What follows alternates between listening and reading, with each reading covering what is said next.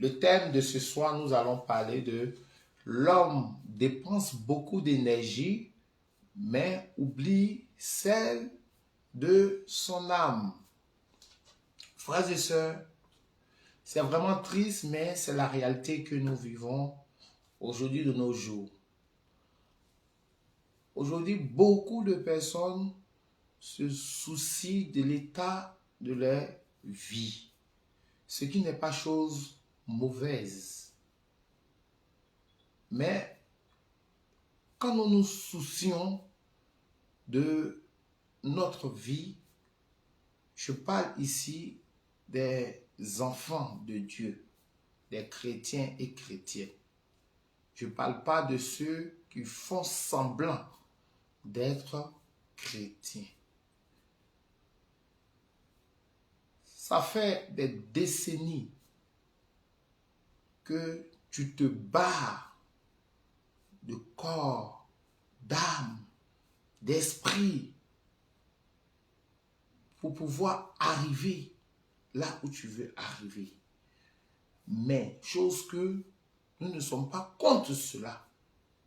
Parce que même Dieu même a travaillé 6 jours, il s'est reposé le 7e jour. Mais à la fois que Dieu travaillait, Dieu aussi s'est soucié du projet qu'il mettait en place. Donc ça veut dire que Dieu même était lui-même dans son adoration. Mais cela attriste mon cœur si je fais cette vidéo parce que je vois comment beaucoup d'hommes souffrent. Beaucoup d'hommes sont peinés. Beaucoup d'hommes n'arrivent pas là où ils veulent arriver.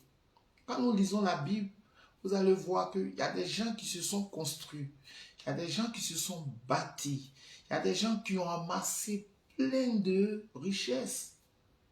Mais toutes ces richesses qu'ils ont amassées, passant vivre une vie heureuse, comme ce que nous vivons aujourd'hui, que les gens disent que l'argent peut tout acheter dans le monde. Malheureusement, ce sont des pensées insensées. Ce sont des pensées qui les séparent de Dieu.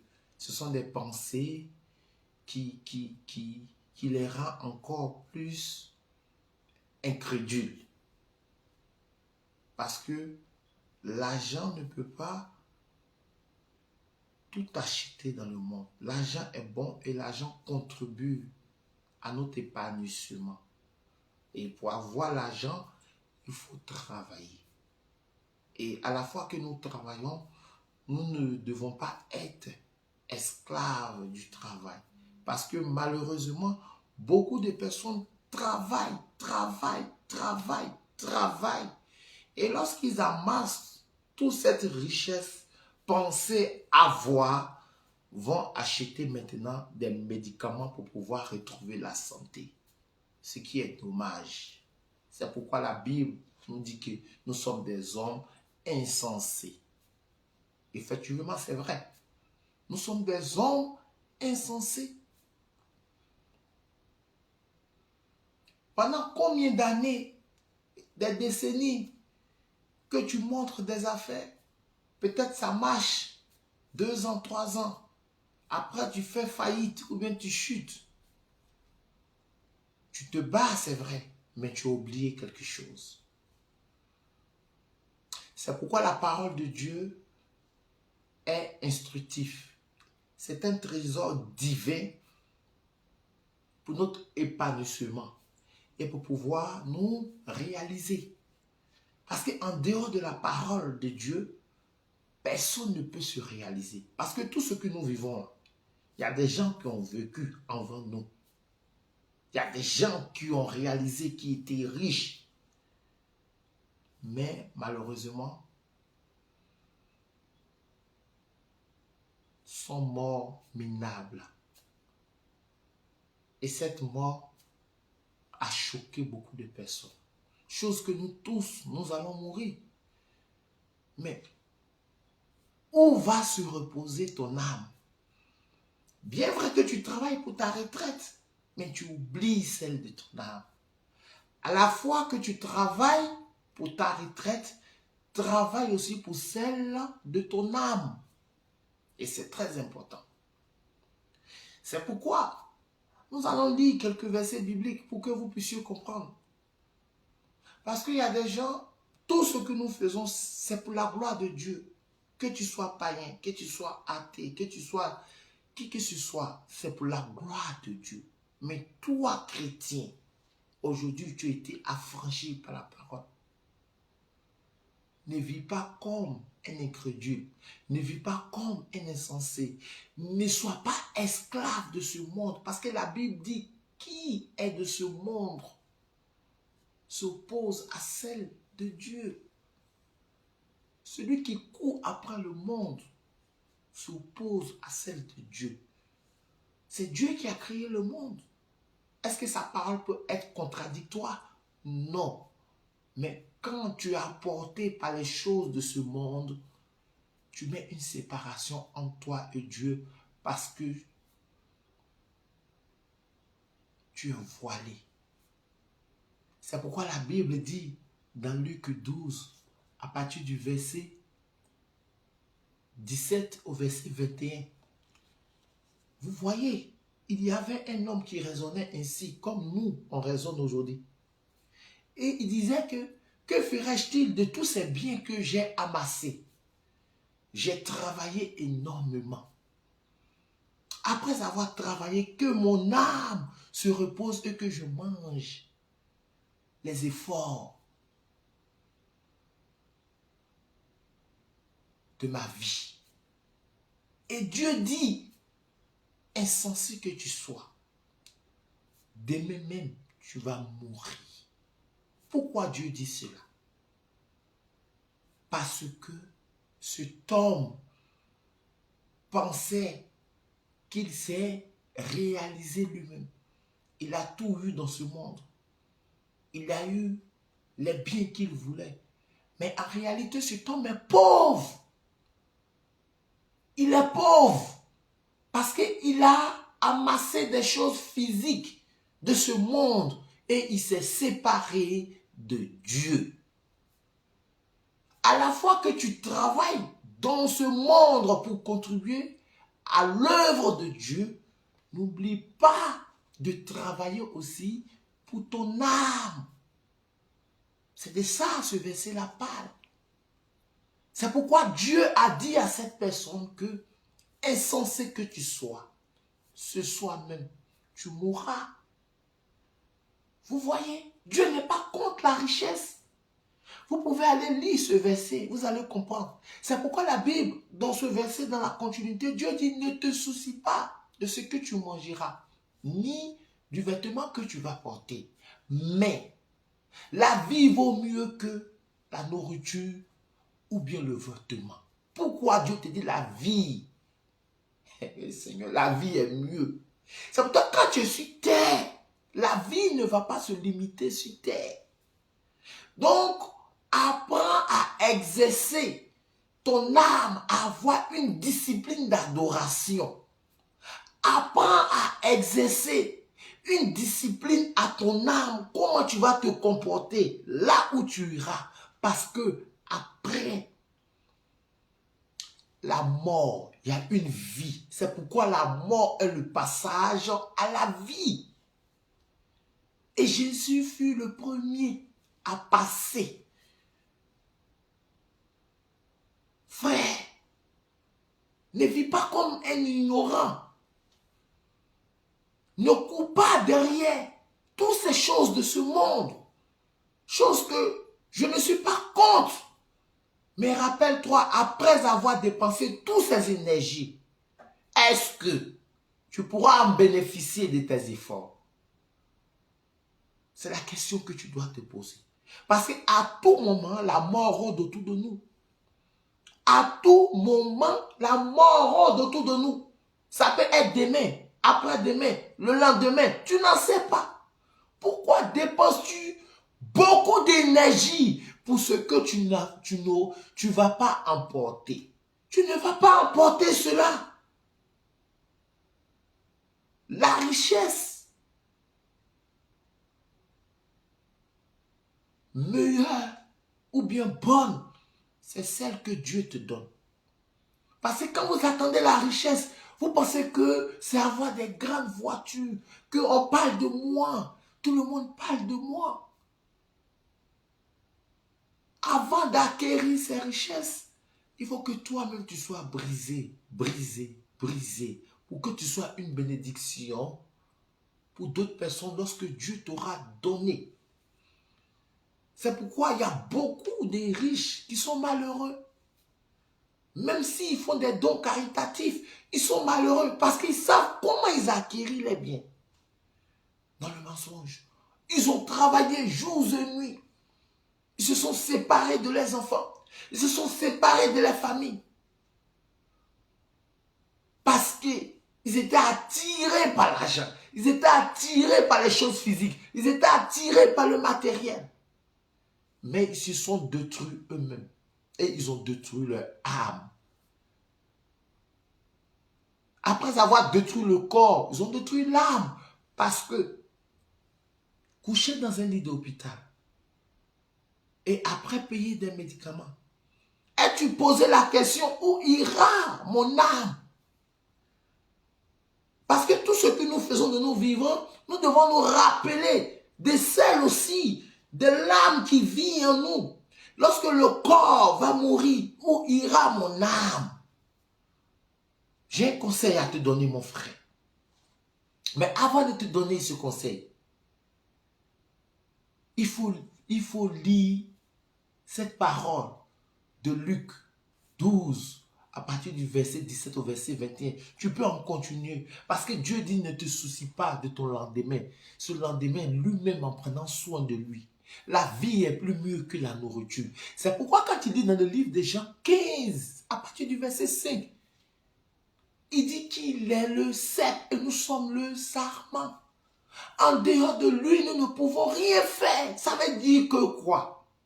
Ta vie doit être unie en Christ pour que tu puisses acquérir cette richesse.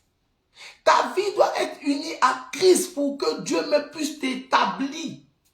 Ta vie doit être unie à Christ afin que tout effort que tu dépenseras, c'est Christ même qui dépensera ces efforts-là. Et le soir, quand tu dormiras, lui-même te redonnera encore la force le lendemain pour affronter la journée. Toute richesse que tu obtiendras, ce n'est ni pour t'en glorifier, mais c'est pour glorifier Dieu. C'est pourquoi la Bible dit, en dehors de moi, vous ne pouvez rien faire. Parce que des fois, il y a des décisions que nous prenons et ce ne sont pas de bonnes décisions. Mais Dieu redresse la voie pour que tu puisses arriver à destination pour ton projet. C'est ce que Dieu fait. Un chrétien ne doit pas être esclave de ce monde. Un chrétien doit travailler, bien sûr, et travailler à la gloire de Dieu, parce que Dieu n'aime pas le paresseux. Mais lorsqu'il travaille, qu'il dit plutôt qu'il travaille pour la gloire de Dieu et il fait le fondement de son travail pour glorifier Dieu et mettre Dieu au centre afin que Dieu puisse l'amener là où il veut l'amener dans le projet. Et que Dieu aussi puisse t'élever par la richesse à laquelle lui-même il est. Et que tu sois un fruit de bon labeur. Enfin, d'égayer le cœur de tous ceux qui sont dans ton environnement. C'est pourquoi quand nous lisons dans le livre de Jérémie, Jérémie 51 à partir du verset 58, la Bible dit que quoi? La Bible dit, c'est pour vous faire comprendre que quand nous amassons en dehors de Dieu, elle n'a ni de valeur. La Bible dit ici que ainsi parle l'Éternel des armées. Les larges murailles de Babylone seront renversées, ses hautes portes seront brûlées par le feu, ainsi les peuples auront travaillé en vain. Les nations se seront fatiguées pour le feu. Ils se seront fatigués pour l'enfer. C'est-à-dire, ils ont eu de bonnes constructions. Ils ont monté des grands immeubles. Ils ont tout fait, des grandes portes. De leur propre énergie. Mais le Seigneur dit, dans cette parole, toutes ces portes seront brûlées. Tout seront brûlés. Et c'est en vain que ils ont travaillé. Même chose comme le roi qui a mis les 2 enfants dans la fournaise. Vous avez vu l'édifice qu'il avait fait pour qu'on puisse l'adorer. Il s'est glorifié lui-même parce qu'il était riche. Il avait des armées autour de lui. Dans le livre de Daniel. C'est pourquoi la Bible dit, si l'Éternel ne bâtit la maison, c'est en vain que tu travailles. Ça veut tout dire. Mon frère, tes efforts que tu dépenses, tes énergies que tu dépenses pour ta retraite, n'oublie pas celle de ton âme. Pose-toi la question, où ira mon âme? Donc, à l'instant, toi qui écoutes cette vidéo, dis-toi à partir d'aujourd'hui, si j'étais centré sur le matériel physique, sur les biens de ce monde, que Dieu m'en sépare, afin que Dieu même soit le centre, et que tout ce que j'y mettrai la main, que c'est Dieu même qui mette la main, et que c'est Dieu même qui me conduit, et que mon élévation appartient à Dieu. Et cette richesse va couler comme le lait et le miel. Et le jour de ta mort encore, tu seras encore plus heureux. Parce que ton âme là va se reposer. Ton âme ne sera pas dans le feu. Il y a des gens qui ont travaillé. Ils ont eu ce qu'ils voulaient. Mais ils sont assis. Mais ils brillent en eux parce qu'ils n'ont pas la paix. Parce qu'ils se demandent où ils iront. Au lieu de chercher la face de Dieu, ils sont orgueilleux. Parce que Dieu nous laisse le temps de nous convertir. Mais faisons attention. Ne disons pas que nous allons vivre la vie de débauche. Et puis après, nous allons nous convertir. Là, c'est mal connaître Dieu. Mais Dieu est amour et miséricorde. Vous voyez? Donc, mon frère, l'énergie que Dieu a mis en toi, c'est pour la contribution de l'humanité, mais Dieu veut que tu sois dans sa présence pour que lui-même te réalise, afin que ton âme puisse bien se reposer, afin que ton âme soit heureuse, afin que ton âme puisse trouver le salut. Bien sûr que tu as le droit de vivre, d'être épanoui, mais pas en dehors de Dieu. Toi, chrétienne ou chrétien, toi, païen qui m'écoutes, si tu attends cette parole, prends la résolution de te convertir, répands-toi et viens à Jésus-Christ, afin que tout ce que tu as eu, Dieu va la laver, la purifier, et Dieu va bénir cela, afin que toi, tu sois heureux, afin que tu puisses être épanoui, et que tu puisses impacter toute génération à la gloire de Dieu. C'est ce que Dieu veut. C'est pourquoi il a dit aux riches, insensés, demain même tu mourras. Parce que ce riche, tellement orgueilleux, pensant que c'est pas sa qualité, pas sa force, c'est vrai, mais c'est physique tout ce qu'il a fait. C'est physique. Mais malheureusement, tu ne vas rien apporter. Je dis toujours ce que nous devons apporter, c'est quoi? Ce que nous devons emporter, c'est notre âme. Et notre âme est la plus grande richesse à montrer devant le trône de Dieu. Voici ma richesse qui est à moi. Mais cette richesse, je la nourris comment? Je dois la nourrir de la parole de Dieu. Je dois la discipliner de la parole de Dieu. Je dois faire en sorte qu'elle puisse consumer la chair. Je dois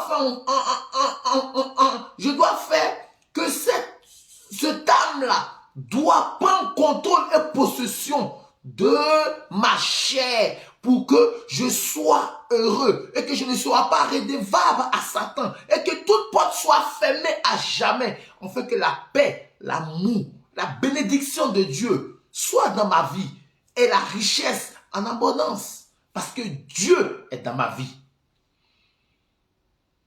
Mais quand on vous parle de ça, mon frère, je m'en vais travailler. Mais tu travailles là, c'est pour la gloire de qui? Tu rends service là, c'est pour la gloire de qui? Parce que tu refuses d'accepter Jésus. Que cela ne soit pas ton partage. Travaille pour une bonne retraite. À la fois ta retraite, si la mort venait à te prendre, ton âme serait heureux. Mais ne sois pas insensé, incrédule, en travaillant et rejetant Dieu. Et quand tu meurs, ton âme va au séjour des morts. C'est ce qui est arrivé aux riches quand nous lisons la Bible et avec Lazare. Le jour dans le séjour des morts, l'autre était en train de soupir dans les lames de feu. Et l'autre se réjouissait dans le sein d'Abraham. Il y a tellement de versets bibliques. Vous voyez? Et ses frères étant sur terre disaient que cet homme se reposait près de Dieu. Mais étant vivant, tu n'as pas glorifié Dieu. Étant vivant, tu n'as pas adoré Dieu. Étant vivant, tu n'as rien fait. Comment peux-tu te reposer dans le sein de Dieu? Jamais. C'est pourquoi la Bible nous dit, efforcez-vous. Quand nous lisons Hébreux 4, à partir du verset 11, qu'est-ce que la Bible nous dit? Efforcez-vous à rentrer dans le repos de Dieu. Le repos là, c'est de ça que je suis en train de vous parler. C'est de ce repos-là que je suis en train de vous parler. On a un seul repos. Soit tu te reposes auprès de Dieu, ou soit tu vas au séjour des morts. Donc quand tu travailles là, souviens-toi que tu n'es pas éternel.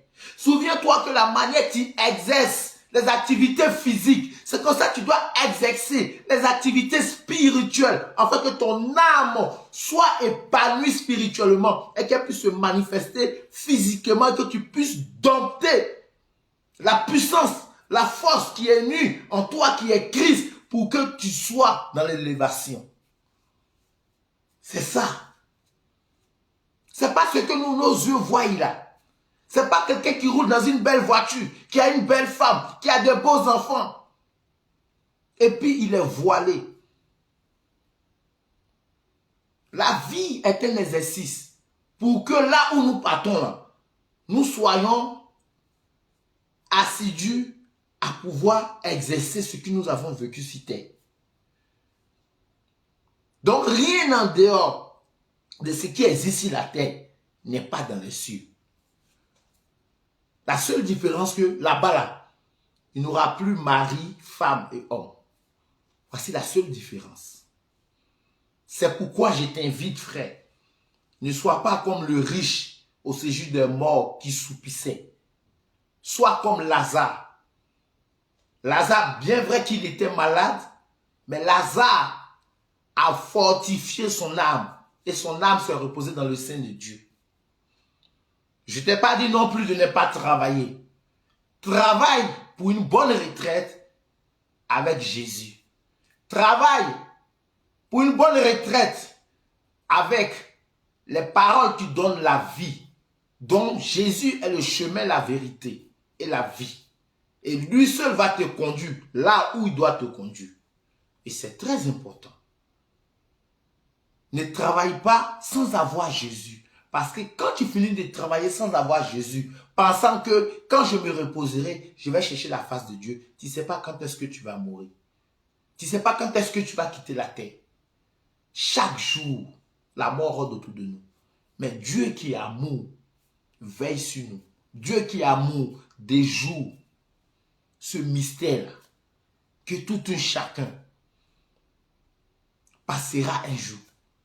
Donc, il est temps, toi qui écoutes cette vidéo, il est temps de chercher la face de Dieu et remettre ta vie en ordre en vivant dans la conformité de la parole, en cherchant la repentance et en marchant dans la sanctification de Dieu. La sanctification, c'est une démarche continuelle. Ce n'est pas 2 ans, 3 ans, 4 ans et puis tu es dans le péché. Quand tu fais la démarche de la repentance, c'est une continuité jusqu'à la mort. C'est pourquoi, quand tu as accepté de suivre Jésus et que tu t'es mis vis-à-vis correct de lui, si tu vivais avec un homme Vous étiez concubin. Cherchez à faire la dot pour que vous viviez ensemble.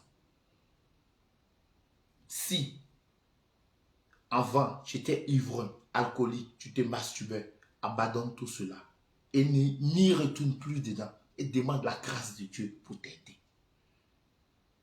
Si tu es chrétien et chaque dimanche tu vas danser en boîte et puis samedi tu vas danser en boîte et puis dimanche tu vas louer le Seigneur, dis-toi que ton adoration n'arrive pas dans les cieux. Tu es toujours pécheur parce que tu es redevable à Satan. Parce que tu ne peux pas être enfant de lumière et enfant de ténèbres. Dieu ne prend pas des choses impures. Il prend des choses pures. Donc ça veut dire que Dieu aime le pécheur mais il n'aime pas le péché. Donc tous ces petites formes-là, où je suis chrétien à peu près, ou bien chrétien du dimanche, Dieu n'est pas dedans. Il dit les vrais adorateurs vont l'adorer en esprit et en vérité. Donc si tu cherches ta repentance, tu seras la bienvenue sur notre page où nous prions lundi, samedi et jeudi. Ce sont les prières de délivrance. Tu seras la bienvenue au 06 40 30 57 80. Ceci étant, que la paix de Dieu soit avec vous, afin que cette vidéo puisse au moins changer les gens qui regarderont cette vidéo. Shalom.